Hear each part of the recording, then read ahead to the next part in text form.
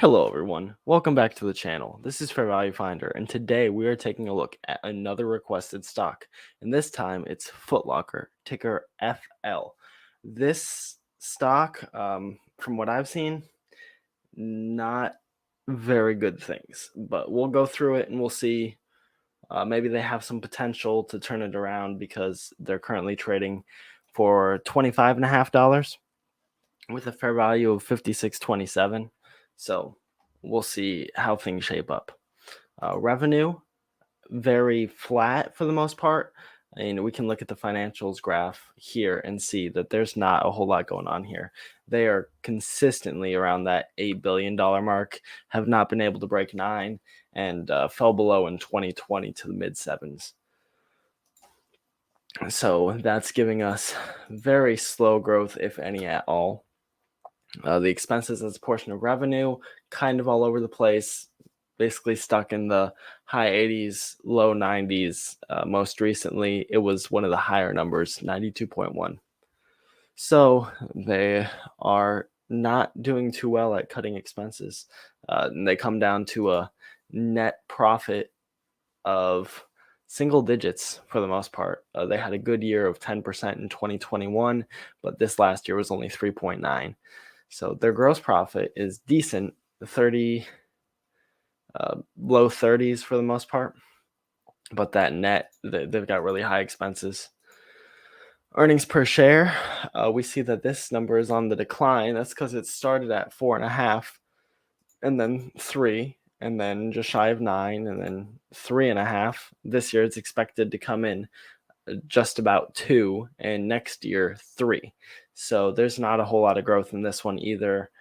The earnings yield was kind of impressive in 2021, but honestly, outside of that, it's nothing special. There are definitely better opportunities out there in the market. Shares, they have been buying back their shares very well, 5% every single year. Looking like a really good trend that they're consistent about. Free cash flow, they are not very strong on, though. They did have a negative year in 2022. It could just be something with accounting. So if this were something that was a potential buy, we could dig deeper into that. And outside of that, they on average are getting 5.5% free cash flow yield, which is also pretty small. Based on that and the expected revenues, we'd be looking at about 450 for both this year and next year on the free cash flows. Assets, they have been pretty good about growing their assets, growing them 6.2%. Pretty consistent with it. There was a bit of a drop from 2021 to 2022, but still very high jump from 2020 to 2021. So the trend continues, and we can see that on the balance sheet here, where we see that there's a bit of growth here in the assets. The tangible assets, though, are flat, if not on a bit of a decline. And then the tangible book value, considering that the liabilities are growing as well, just not too quickly, they're pretty flat too. So we go back and we take a look at tangible book value is positive, and it is for the most part trending where we'd like to see it.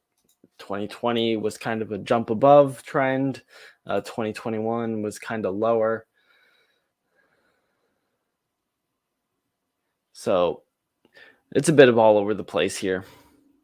Debt to equity, of course, we want to see this below 1. 1.4 is already an automatic disqualification. They are improving, but they have too much debt. Slow growth and not a lot of debt is just a recipe for a disaster. And that's what we see with the share price, where back in 2019, this thing was just about $55, and today it's less than half of that. And it's because of those factors there. I mean, we've gotten no real green flags aside from the share count. Everything else has been definite no, or, it's not too bad. The dividend, they're decent about the dividend. They're definitely not a grower. We can see that they're pretty flat with it. They haven't grown it at all this year.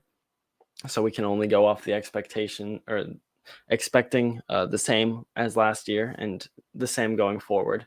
So they did cut it in half in 2020. So this definitely would not be a dividend stock, because if they're willing to cut it, they don't care that much about it. And they have grown it back to slightly higher than where it was previously. It doesn't have any signs that they're going to continue growing it, but we'll have to see. With that, at the current price, you're getting a 6.27 dividend yield. Usually, when you're reaching those boundaries, there's something wrong. Uh, for just a normal stock to be yielding 6%, either that dividend is at risk of being cut because the cash flows just aren't there. And considering that they were negative last year, it could be a possibility. Or it's just a declining company and they're paying out the same dividend while they're bringing in less revenue or slowing revenue. And we're seeing that slowing revenue growth already. So it's kind of showing signs of being a yield trap. The ROE, we want this above 20. Last year, they came in at 10.4. They did have 2 years at or above 20. 2019 and 2021 were both above what we'd like to see.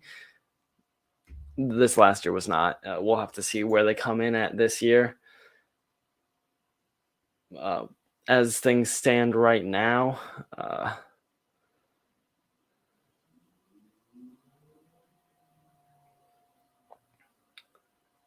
you'd think that the number would be smaller off a lower revenue and hopefully growing equity. PEs, this stock more recently has just been in the low teens. It was 5 back in 2021, but outside of that, it's just hovering around those low teens. So it's currently at a PE of something along the lines of what we typically see for the stock. That's been a pretty flat metric. And so it looks like the market really prices this stock in line with earnings for the most part. That's why we give it a much higher weighting than the others. And we see that off of last year's earnings, we'd be looking at a fair value right about $37. This year, 20.55. So it is being cut down significantly with that drop. And that is what the market seems to look at most on this stock.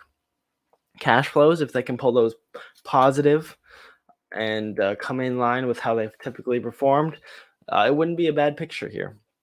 It'd be a very high valuation for that, helping to bring stuff up. But it's showing progress for sure. The balance sheet has a lot of value on it as well, that they just continue to grow, which is nice. Good thing to see. I mean, it doesn't have a huge weight on the fair value of the company based on our weighting, because the market just doesn't really seem to care too much about that. If they were to go bankrupt or something at some point, or just become a potential asset play, but they're not currently at the point where that would be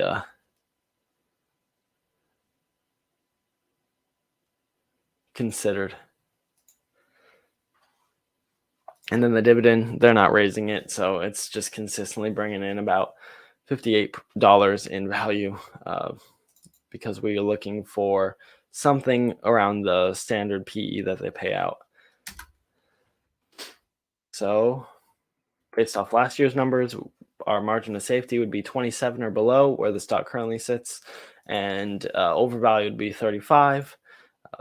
This year's projections would be something more like 48 and 62, and then next year would be 55 and 71. So it is showing decent growth within these numbers, which is mostly being led by that balance sheet and the positive cash flows, with a pretty big jump in earnings. If they can come in with $2 this year and $3 next year, that's significant, 33% more.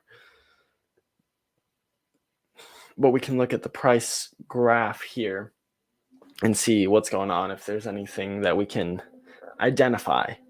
So the share price would be this dark blue line here. And things were pretty well clustered back in 2019. It was at a pretty fair value. and has kind of been trending down since. It jumped a little from 2020 to 2021, but aside from that, it's been on a pretty steep decline.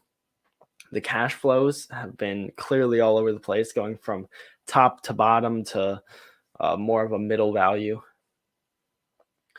Earnings pretty consistently in the center here. And the dividend, of course, is going to be pretty consistent, at least going into the future until they start raising it again. So, what it's looking like today is stock definitely seems to be undervalued, but given all of the metrics that we're looking at, it's definitely not a buy. It'd be at a risky play where you'd be banking on a turnaround where they kind of had a reset after the pandemic and have growing going into the future, but there's no real sign of that. Debt seems to be an issue, expenses seem to be an issue, and they just do not have the growth in revenue to really support that. So, not very good signs there.